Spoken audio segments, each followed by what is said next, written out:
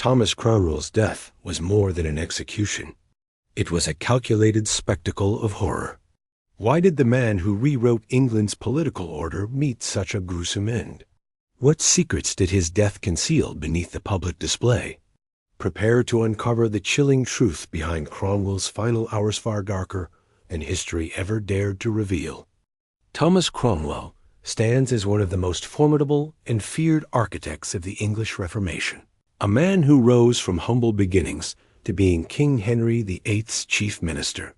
His ruthless efficiency dismantled centuries-old power structures, bringing the Catholic Church's stronghold in England to ruin and enabling Henry's divorce from Catherine of Aragon. Yet the shadow of his towering influence only deepened the enemies amassed against him.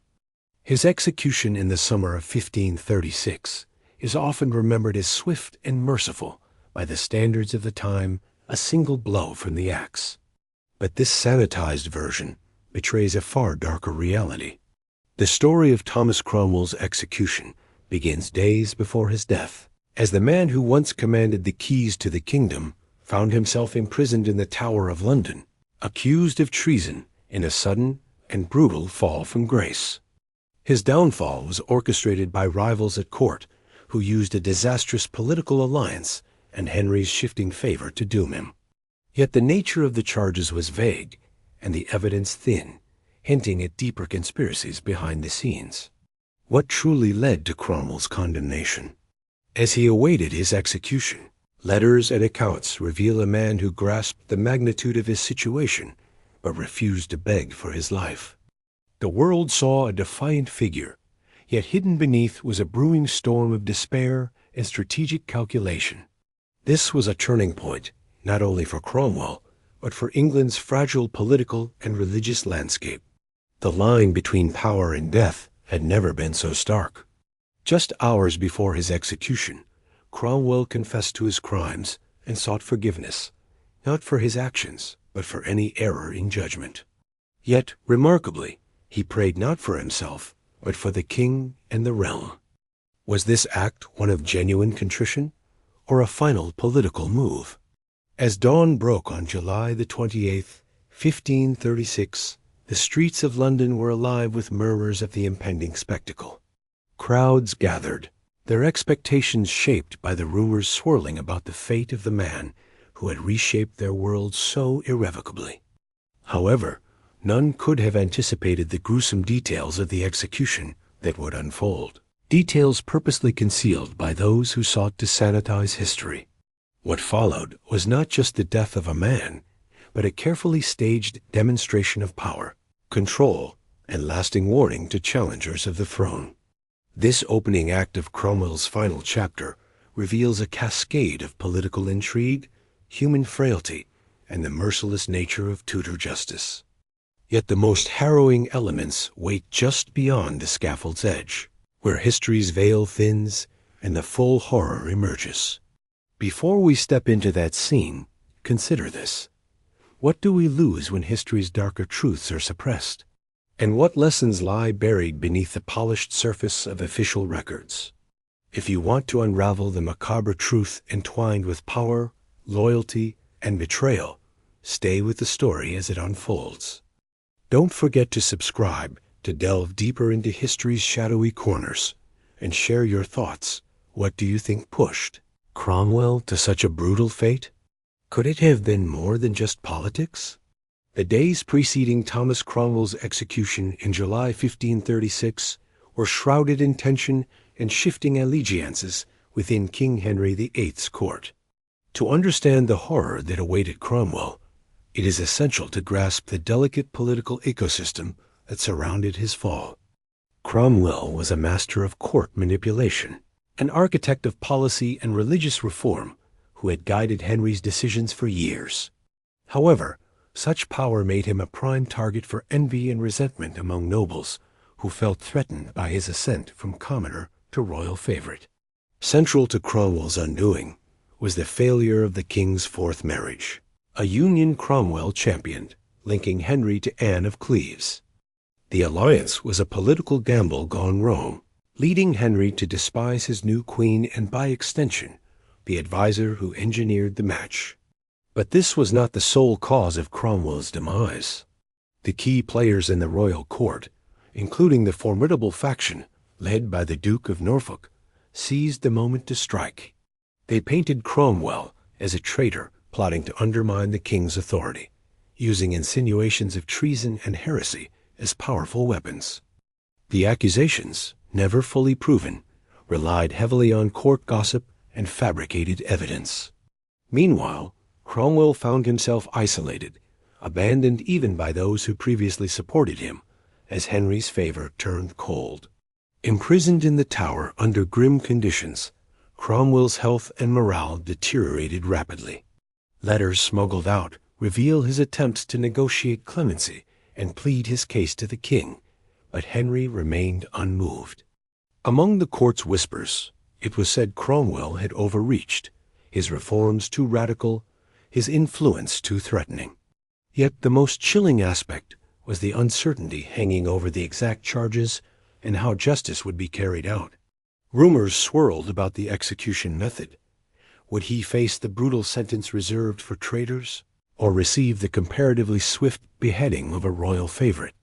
The uncertainty intensified the dread for Cromwell and his followers. In this climate of fear, the specter of torture hovered. Although not officially sanctioned, unofficial threats and rumors of cruel treatment circulated, designed to break him mentally. Cromwell's final days were filled with an atmosphere of paranoia and despair. However, he maintained a stoic facade, reportedly using his imprisonment to reflect on his legacy and the kingdom he helped shape. On the eve of his execution, Cromwell met with his chaplain, renowned preacher Hugh Latimer, whose sermons on repentance underscored the grim reality of the moment. Cromwell was said to have asked for spiritual comfort, but not mercy. The tension reached a breaking point as the court prepared not just for a man's death, but for a public demonstration of power that was part punishment, part spectacle. The day of execution would not simply be another routine beheading. It would become a message soaked in terror, designed to ripple through court and country alike. The layers of political rivalry, personal betrayal, and the looming cruelty of Tudor justice set the stage for what would become one of the most horrific executions in England's history. But what exactly made Cromwell's death so gruesome?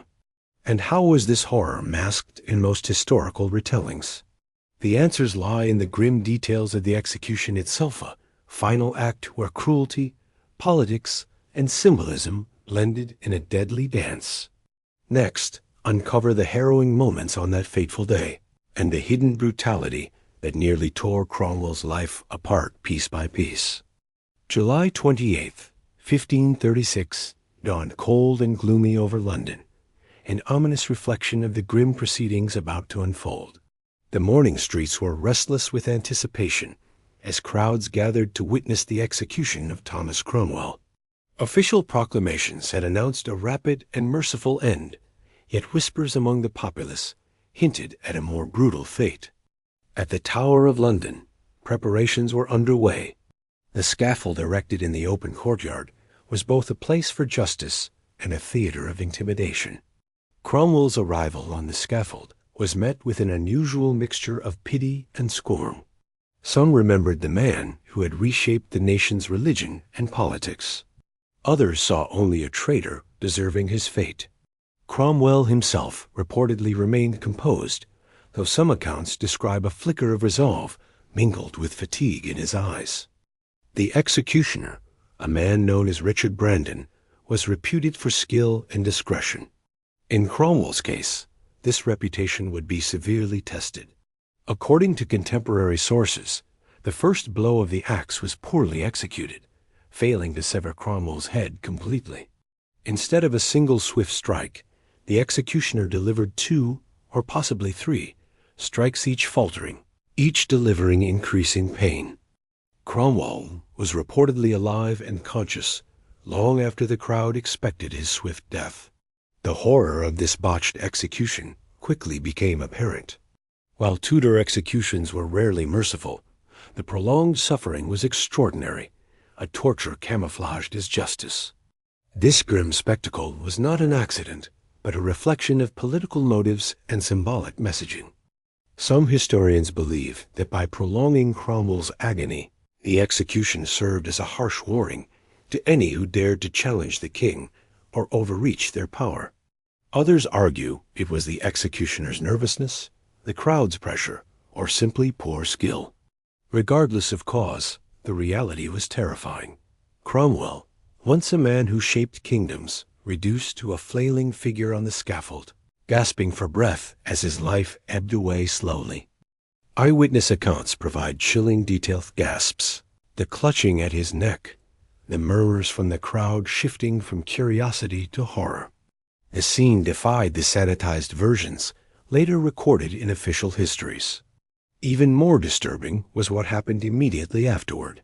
Cromwell's severed head reportedly took several moments to detach and was held aloft for the crowd to witness. In an era when severed heads served as symbols of royal justice, the prolonged spectacle sent a ripple of unease through those gathered. Furthermore, rumors spread within hours that Cromwell's executioners deliberately inflicted additional injuries before death. Stories mention wounds to his throat and possible mutilation. This calculated barbarity contrasted starkly with Cromwell's composed acceptance just moments before. There was, too, a cruel irony in the executioner's failure, being perceived by many as divine judgment or a reflection of Cromwell's importance. Meanwhile, King Henry watched from a distance, his expressions unreadable. Did he feel satisfaction, remorse, or fear of the precedents set by this spectacle? The aftermath was confusion and grief among those loyal to Cromwell, who would not forget the agony he endured. The question persisted: why did history later whitewash this scene into a mere footnote of a quick demise? The gruesome reality of Cromwell's final moments was too dim for Tudor chroniclers eager to preserve their king's image and social order. Behind closed doors, the effect of this terrifying execution echoed as a chilling message about the costs of falling out of favor. This harrowing act did not end with Cromwell's breath. It reshaped the nature of power and fear in Henry's court. But what was the legacy of such a ghastly end? How did it transform the fate of those who followed in Cromwell's footsteps? The brutal spectacle marked not just a death, but a turning point in Tudor governazione that set the tone for even darker executions to come. Next, we explore how the aftermath of Cromwell's execution rippled through the kingdom, changing the political and religious landscape forever. The aftermath of Thomas Cromwell's brutal execution rippled through England, touching the core of Tudor politics and leaving scars in the religious fabric of the nation. Cromwell's fall removed one of the most powerful architects of the Reformation, plunging Henry's court into chaos and realignment. With Cromwell gone, his protégés and policies faced uncertain futures amid competing factions eager to seize influence. The Duke of Norfolk and his allies moved swiftly to dismantle Cromwell's reforms, attempting to restore traditional Catholic power structures. Yet the seeds of reform had taken root. The public spectacle of Cromwell's death, as horrifying as it was, served as a stark warning for dissidents and those who might challenge royal authority. Historians note that the bloodthirsty nature of his execution was both punishment and political theater, reinforcing the king's absolute power and the cost of betrayal. But the public was left with an ambivalent memoria man who helped change England's trajectory and suffered a cruel and grisly demise. Cromwell's family and close associates found themselves vulnerable. Some fled, others faced suspicion and arrest. This climate of fear underscored the precarious balance of loyalty and survival within the Tudor court. The king's eventual remorse is also debated among scholars. Letters and records suggest Henry experienced fleeting regrets but prioritized consolidating power over true justice.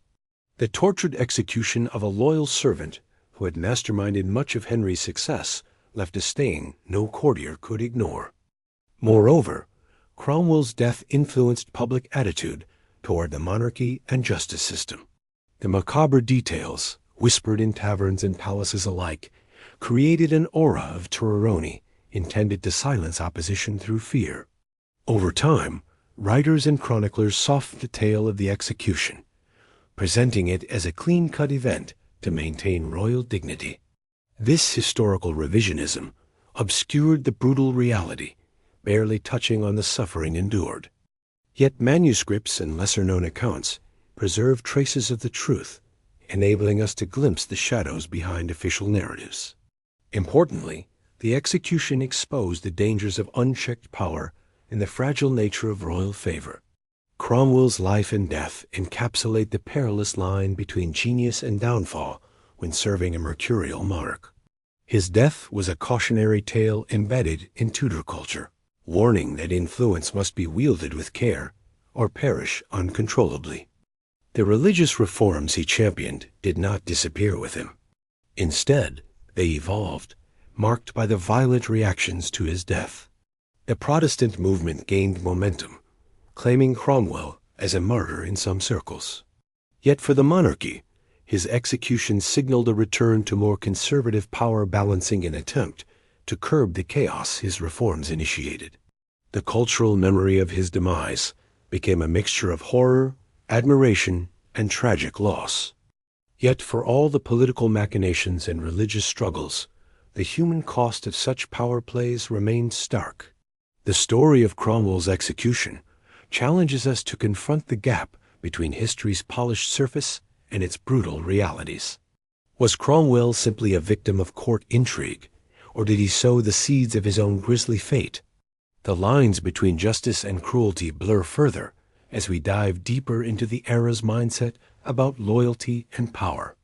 The next section will focus on the personal and psychological toll that the threat and reality of such a horrific execution cast upon Cromwell in his final days, revealing the man behind the legend and his final moments of reckoning. In the final days before his execution, Thomas Cromwell's personal world contracted into a painful crucible of reflection, fear, and resolve. Behind the public figure was a man confronting his mortality while grappling with the legacy he would leave behind. Imprisoned within the Tower of London, Cromwell faced the grim reality of a barbarous death, a fate made more terrifying by the rumors swirling about the intended cruelty.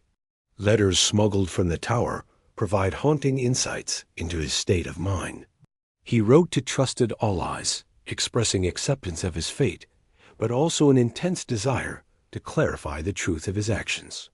His correspondence reveals a man wrestling with betrayal not only from the king's shifting favor, but from former friends who had turned against him. As he awaited his execution, Cromwell reportedly contemplated his role in England's transformation, the dissolution of monasteries, the upheaval of church property, and the political shifts that had made him a figure both revered and reviled. He wondered if his vision for England and his ruthless methods were ultimately justified.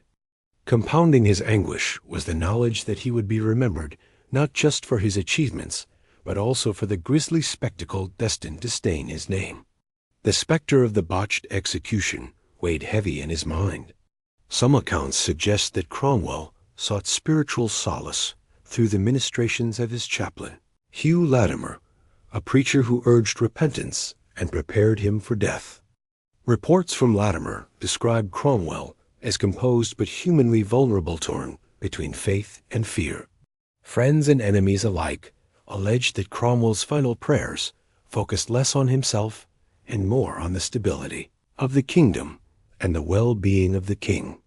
Perhaps this was an act of loyalty or resignation, a final political gesture to save what remained of his honor. Despite the looming horror, Cromwell refused to publicly diminish himself with pleas for clemency. Instead, he faced his death with what many described as dignity, marking a stark contrast to the torment of the execution itself. This stoicism reflected a complex man, one capable of ruthless ambition, yet conscious of his human frailty. Yet inside Cromwell's mind, questions and regrets must have churned. Had he miscalculated the king's investment in him? Was the tragedy of those final moments an indictment of his own hubris? The brutal nature of his death sent a clear message to the court, but also echoed in the psychological torment he endured. His death became a blend of personal tragedy and political sacrifice. The chilling aftermath of Cromwell's death left a legacy clouded in sorrow and ruthlessness, a cautionary tale of the price of power in Tudor England. Before we move to the concluding part, reflect, how does the unraveling of his psyche change your perception of this historical giant? Was Thomas Cromwell a tragic hero or a victim of brutal politics? And if you found yourself hooked by this dark journey through history, make sure to hit subscribe. Share your thoughts with, do you think was the most cruel aspect of Cromwell's end? Could it have been avoided, or was it inevitable? Thomas Cromwell's execution was not simply the death of a man, but a defining moment that encapsulated the terrifying nature of Tudor power. Beyond the graphic horror of his botched beheading, the event reflected the brutal calculus of monarchy and the risks inherent in serving a volatile king. Thomas Cromwell redefined the role of chief minister, introducing legal and administrative reforms that shaped modern governance. His downfall, however, revealed the fragility of such influence when confronted with court intrigues and shifting allegiances. The horrific nature of his execution was deliberately laden with symbolism, a public display meant to assert royal authority and deter dissent. This act resonated through the corridors of power, cautioning courtiers about the dangers of falling from grace. Cromwell's life and death remain a study in paradoxes. He was both visionary and ruthless, devout yet politically expedient. His execution's brutality contrasted sharply with the mercy Henry would later grant other favorites, highlighting the political theater underlying Tudor justice. Historians have debated the extent to which his death was a miscarriage of justice versus a necessary purge to stabilize the kingdom. Yet few can disagree on the execution's place as one of England's most harrowing public deaths. The sanitized versions of history often obscure the human suffering and political violence underlying Cromwell's fall. Through rediscovered accounts and fresh analyses, we now see his final moments as a grim reminder of the entwined fates of power, loyalty, and mortality. Cromwell's execution sent shockwaves that influenced Tudor reigns for decades, contributing to a culture of fear and ruthlessness entrenched in the monarchy. But it also sparked reflection on the cost of absolute power and the precariousness of favor in royal courts. His story invites us to reckon with the darker sides of history, often glossed over the grotesque realities hidden behind grand narratives of triumph and reform. In remembering Cromwell's death not as a footnote, but as a brutal spectacle, we confront the human consequences of political ambition and the fragility of life in an era where kings ruled by divine right and cruelty was a tool of governance. It also challenges us to ask difficult questions. How do we judge legacy when marred by such violent ends? Can the achievements of a man endure beyond the horror of his death? Thomas Cromwell's execution was more horrific than they told Yonit, just in its violence, but in what it revealed about the relentless nature of Tudor power. His demise is a stark warning echoing through history, an ever-relevant tale about the price of control and the fragility of human ambition. This dark chapter of history calls to all seekers of truth, look beyond sanitized tales, to embrace the uncomfortable truths that illuminate the complex, often brutal, human stories behind the grandeur of the past.